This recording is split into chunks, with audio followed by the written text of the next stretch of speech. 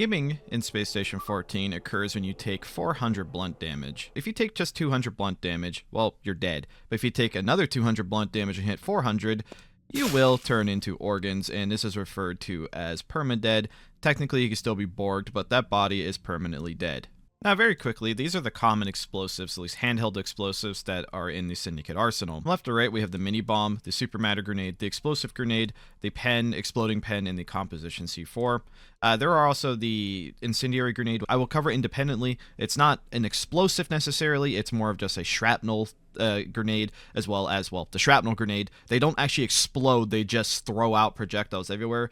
Honestly, they probably should do a little bit of explosive damage because they're still exploding. That's how the bullets are flying out everywhere. But anyways, if you are unaware of how these grenades or explosives work, the Minibomb is designed to put holes in the floor, and it is very good at gibbing bodies. These other three, the Explosive Grenade, the Exploding Pen, and C4, are more so designed to incapacitate, not even necessarily kill. And obviously the C4 is really meant for things like walls, computers, structures. It does structural damage. The Exploding Pen and Explosive Grenade are specifically designed to incapacitate and maybe kill, but they're not designed to gib. The Minibomb and Super Matter Grenade are unique. The Minibomb specifically is unique, where it actually does specifically more blunt damage than its other damage types. These three do even damage types. The Super Matter Grenade does a shit ton of damage, but it's super luck dependent, and it does slightly more blunt damage, but I don't believe its primary purpose is to gib. However, in the purchase description, it does mention it mimics the power of a Minibomb, but that's not quite true. The Minibomb is much more powerful. So, just in case you're unaware, a Minibomb is the only bomb that, if detonated directly on the center of somebody, they will gib. And of course, that person has 0% explosive resistance, and yeah, sometimes the Minibomb will literally throw your organs so far away that this person's brain actually managed to get completely spaced. However, even if you're naked and you're just on the one tile edge of the 3x3 explosion, you actually won't gib unless you have significant blunt damage. So if we examine this person, we'll see that they took 210 blunt. Yeah, it's still a lot more than the piercing and heat, but unless you were already killed with nothing but blunt damage, this person would not gib. You would need 2 Minibomb on the outer edge to gib. So it requires very precise 1x1 tile explosions to gib somebody. Usually you will only see Minibombs used to gib people who are already crit or dead, because then you can guarantee that you drop the bomb directly at their feet or wherever they are critical at. Minibombs are usually used to just space areas or finish already crit or dead people off entirely. It's really meant for kill targets. And just for consistency and redundancy's sake, I have put a blood red hardsuit on this person and detonated the Minibomb directly at their feet. And we can actually observe that the outer edge of the Minibomb does the same damage as the center if reduced by 50%. So, pretty good to memorize if you know your opponent has 50% or so explosive resist and you're trying to gib them. Take the armor off first if they're not already somehow at 200 blunt damage, if you didn't just beat them to death with like a toolbox or something. If you're doing that, you might as well just keep hitting them with the toolbox and save the Minibomb. But if you really just need to blow somebody up who has 50% explosive resist, you need to have 200 blunt damage on them already. Just something to keep in mind if you ever run into that situation. Stranger things have happened in this game.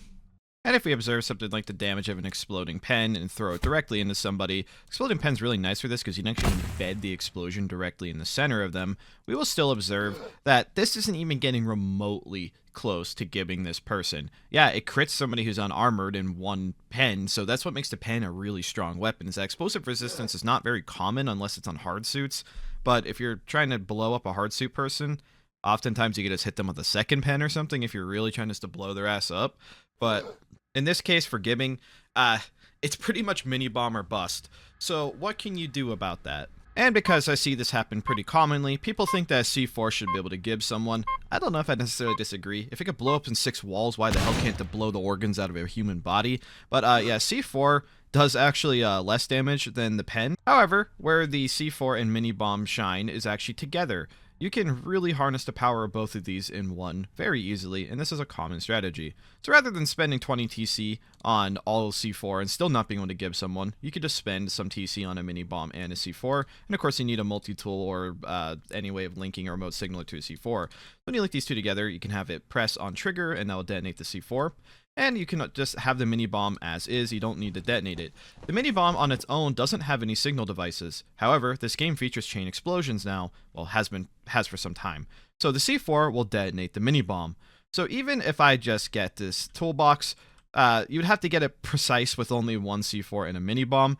If I just plant it like this directly under them and I trigger the detonation, so like say somebody's sitting in a chair, sitting at the bar, this happens all the time. People just sit in this game, they'll stand, they'll be talking to someone. If they're your target, no one really notices this. It's impossible to notice just dropping something because, look, when you drop something, there's no animation or anything. It just appears there.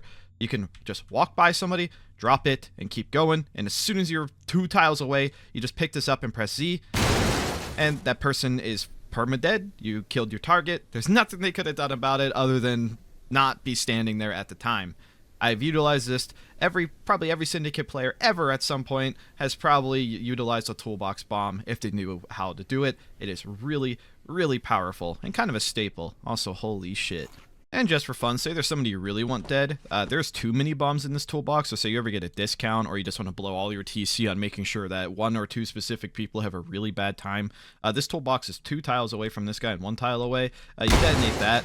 Yeah, you still don't even give them, so you got to be real cautious with this. The mini bomb is a really precise tool. It is not nearly as OP as it might look or anything like that. This guy's still 60-70 damage off, and the guy in the outer edge is I mean, he is almost dead, but not even within the realm of critting. So this is a precise art. You have to basically have somebody immobile to really instantly give somebody in this game with just a thrown bomb. I mean, I've seen like CLF3, for example, does a lot of damage. I guess I might as well show that rather than just talk about it. So this is to showcase what 100 units of CLF3 mixing together would do to someone. You could already have this preemptively set up as like a mix. So you can have the beakers like in the toolbox with something like a C4. And if you have enough of this, you could give somebody, you can mix this with a mini bomb as well to kind of extend the range. I have seen CLF3 used to give people, also not even including the fact that it does quite a lot of burn damage. So yeah, like that 80 extra blunt damage could be enough to give somebody, like in that previous example I showed with the 2 mini bombs. So there is use cases for using handmade explosives as well for something like this. And the final grenade that I might as well mention is the Incendiary grenade. This basically just shoots out a bunch of fire projectiles, but if you were to get this to detonate on somebody pretty much dead center like this, they will take so much burn stacks that unless somebody puts them out directly, well, they will die pretty much instantly. They will eventually take a shit ton of heat damage, which once it gets into the like several hundreds, it gets really hard to treat them, but they're not permadead. So once they take about 1500 heat damage, they will turn into ash. Yes, this does take quite a while, but it's not super unreasonable. They'll hit somebody with a grenade and no one is immediately ready to put them out. Plus, healing this is absolute hell for medbay. You can even see the flame start going out, but at 1500 damage, they turn into ash. And this is a super matter bomb that detonated pretty much dead center on a naked person, but it could happen. You could get unlucky and basically be at the epicenter, but unless you've already taken blunt damage, I don't think you'll gib, but taking more than 10 blunt damage and landing in the middle is theoretically possible, but if you're trying to use a super matter grenade to gib someone, you're basically gambling anyway. That's really it. Probably a slightly redundant video, but I've seen a lot of Syndicate agents stack 8 C4 together and wonder why their target didn't gib. Not all explosions are made equal. Blunt damage gibbing is kind of weird. It's pretty out of date at this point. I think it needs to change. But anyways, that's how it is. Thank you for watching.